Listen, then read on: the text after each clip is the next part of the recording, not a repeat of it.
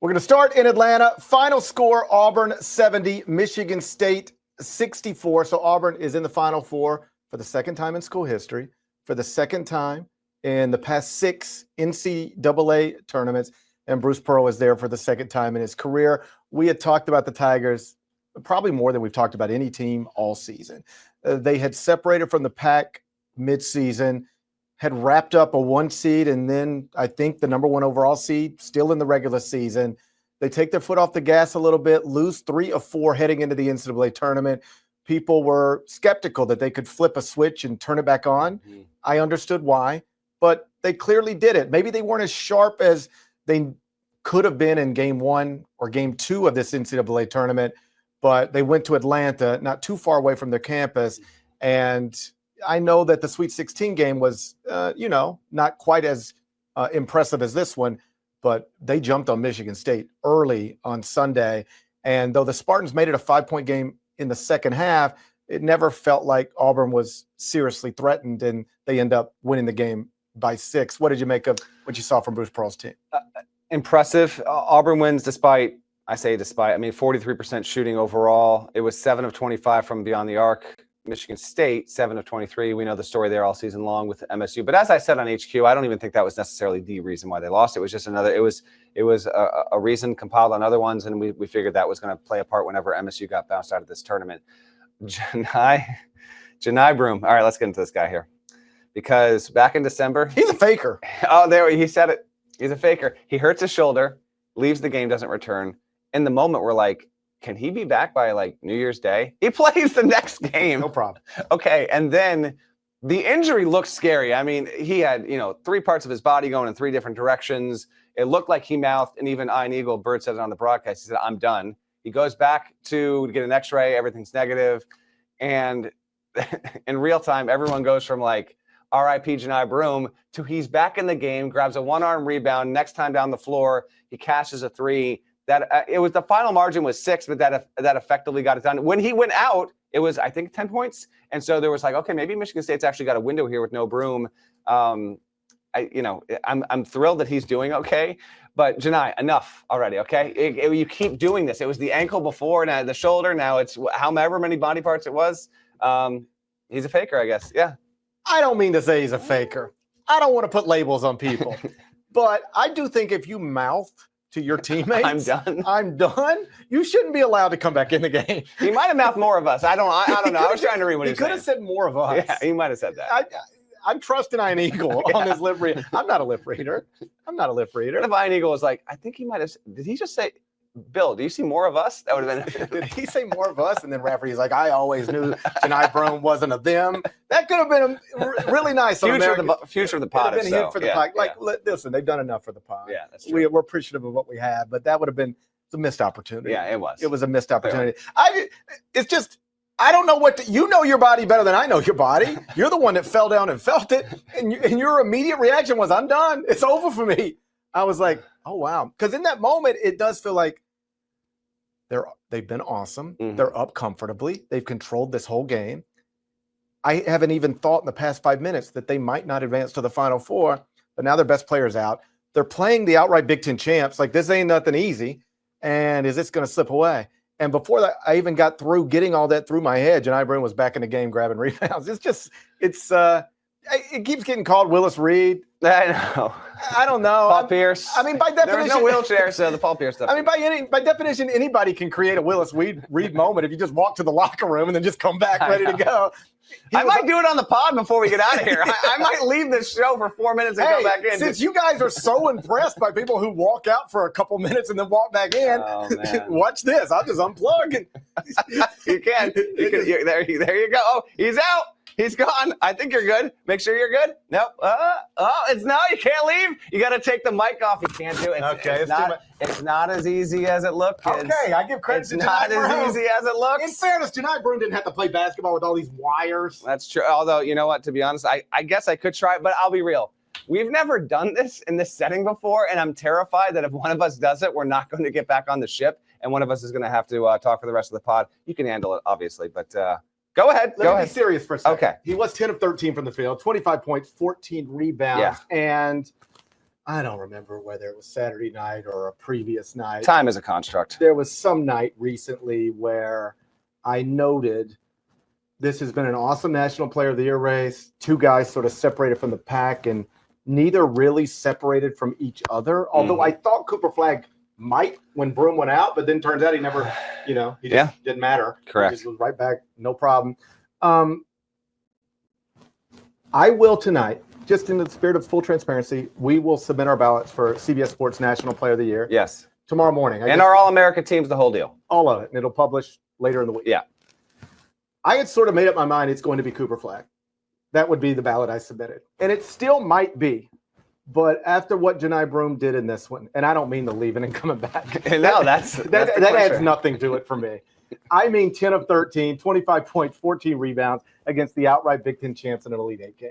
To do that on top of everything else he's done, to take this to the Final Four, it will at least make me sit down and reconsider. I got to sit down tonight, pour a nice drink, and take a fresh look at Johni Broome and Cooper Flagg, because it is very, very close.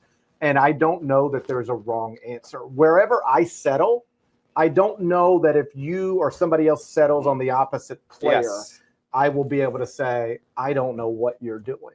If you told me, maybe not right now, but give me 30 minutes to look at it tonight and really dive into all of the numbers, I could sit down and make you a compelling case that it has to be Cooper Flagg.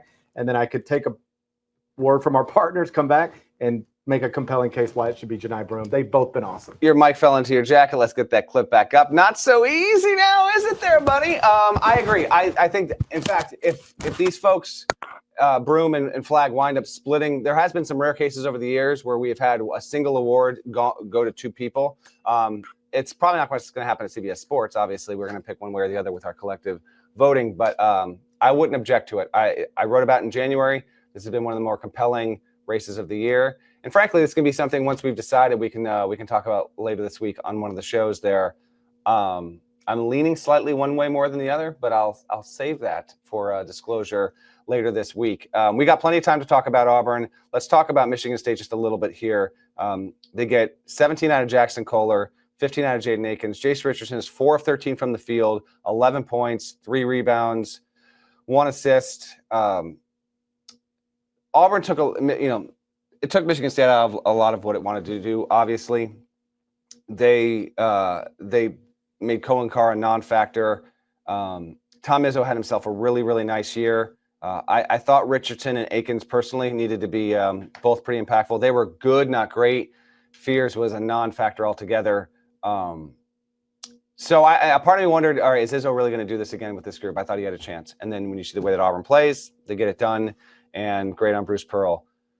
But in totality with MSU's season, I mean, this is a Michigan State team that was not preseason top 25. And oh, by the way, a random note about this, there still has, with Michigan State and St. John's both now losing, there still has never been a team that wasn't ranked in the preseason top 25 that wound up with a 1 or a 2 seed on Selection Sunday that made the Final Four. St. John's and MSU both qualified for that description going into the tournament, and they both failed to get there. It's a weird one, but it still, oddly enough, remains true. That being said, Izzo did a wonderful job this season. I'm interested to see what the roster will be like in 6 weeks from now. Richardson's gone to the NBA. They're going to lose a couple of these guys that were big-time factors there. What does MSU get in the portal? They have not been considered to be a team that's top 20 in NIL. And you take a look around and really what the programs that are bracing to spend GP 7, 8, 9 million overall. I mean, I got told earlier today that Donovan Dent, and more power too, no issue with me, but Donovan Dent alone, more than $3 million to go to UCLA. Good for him. Great for him. That's amazing. And I love that a player that's that good, who will be probably a preseason first-team All-American, is getting $3 million. That's incredible. But I'm interested to see what MSU can do moving forward. But beyond that, just thoughts on what Izzo was able to do at the age of 70 after having a team that wasn't even projected to be top 5 in the Big Ten. Awesome stuff. Anytime you win an outright conference championship, you've done something. Anytime you get to an Elite Eight with maybe only one NBA player, you've done something.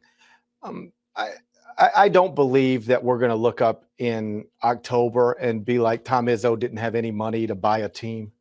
Yeah, I think they'll figure out a way to he'll have a roster that is talented enough to give him a shot to compete for all of these same things again. But he wears this stuff hard. Mm-hmm. You know, he gets emotional after wins, but he also feels it after losses too. And you could see that. I think the most frustrating thing for Tom, and he could speak for himself, but they just let the game get away from him so quickly.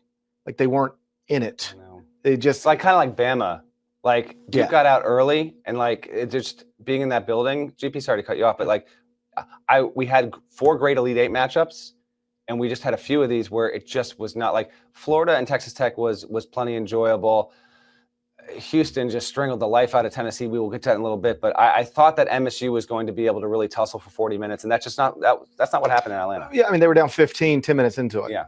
And like I said earlier, they got it to 35-30 early in the second half, and you're like, okay, here we go. And then Auburn banged home a 3, then a bucket. That 5-point lead went to 10 again really quickly. And then it stayed there for much of the rest of the game. It got to a point where you can bang home a 3, maybe get a turnover, get a stop. Maybe you could turn these last 2 minutes into something interesting, but they couldn't do enough of any of those things. And then they end up losing the game by 6.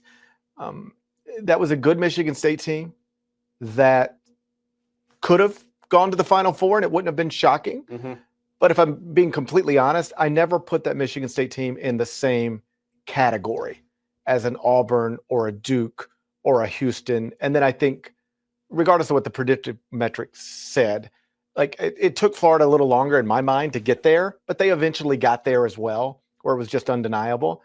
And I thought if we were dividing the sport into tiers, I would have had an Auburn, Houston, Duke tier for a long time.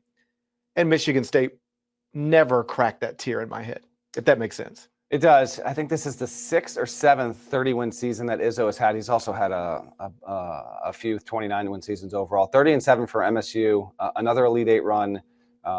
Really good stuff out of Izzo. I don't expect him. This is just purely based on going to East Lansing last month, and even what he said. He told me a year ago. I think Izzo's got at least 2 more years coaching this sport. At least he did say a lot about how this group really reinforced why he loves being a coach. He can have his issues with stuff that's happening in college athletics in terms of just how unwieldy it is, but he's not spending a lot of his time griping and spending hours and hours on conference calls and trying to change that kind of stuff, because he knows that the progress along those lines is going to take a long time, and it won't be figured out until long after he's coaching. So with that in mind, I'll never be stunned, but I'm fully not expecting. If you're checking into the show and you're like, okay, MSU just lost on Sunday night, did Tom Izzo just coach his last game? I'm telling you that is absolutely not his plan whatsoever, and I don't expect that to change in the next couple of weeks. Yeah, not in his plans, but it doesn't mean his plans couldn't change. Yeah. Plans do change. I don't know that Tony Bennett was certain he was going to retire. Right, before, but he had thought about it, I know. Yeah, he was more like, should I not? I'm going to stay. And then Right. October came around. He's like, I can't do this. Right. I could see Tom's mind changing just because I could just see him getting frustrated. I could see him getting in these conversations about transfer portal. Well, I've said this to you before. The number of times that Tom Izzo has retired at lunch and come back by dinner is countless. So that's entirely possible. Yes. Almost every conversation I have with Tom Izzo ends up in F this. You know? Like it ends up there eventually, right? Yeah. So I could easily see him getting into this transfer portal conversation, and somebody like in this moment he doesn't even know exists is asking him for $1.4 million. And it's just like, I could see him going, all right. I see what Jay was doing. I see what Tony was doing, but he loves it too much, I think. Mm-hmm. And not to suggest the other guys didn't, but Tom really, this is what he wants to do. He wants to coach college basketball. The day that he stops will be the day that age or health, makes it necessary, or he has just been beaten so down by the sport that he's like, I can't do this anymore. But he will stay in it, kicking and fighting. He wants to. This is where he wants to be. He actually put it in a tangible way for me, and then we can move on to Houston, Tennessee, if you want. I don't think I put this in my story, but he's like, it's the red eye rule. He's like, our flight situation has changed, but I still have to fly occasionally commercial and recruiting. And the second that I'm not willing to get on a red eye in California to fly to Texas or fly to Florida to see another recruit the next morning, I'll know it's time to get out. He said, I still don't mind the red eyes. So that's just another way of putting that. In addition to the NIL stuff, just body and dedicating yourself and all that kind of stuff. But just know, everybody gets there. Yeah. Oh, yeah. No, it'll happen. But hopefully, I mean that, like, when he had that clip that went viral 4 or 5 days ago about, I understand why you're asking about NIL, but, like, I'm not going to cheat my team. You're just hammering the dais. I love seeing that side of Tom Izzo. I love having him in the sport. And selfishly, as long as he's willing to do it, he's 70. I hope he gives us at least 5 more years. Yeah. The sport's better when he's in it. Yep. When he's got a championship caliber team in it. And both of those things were true this season. I certainly hope we get many more of him in charge.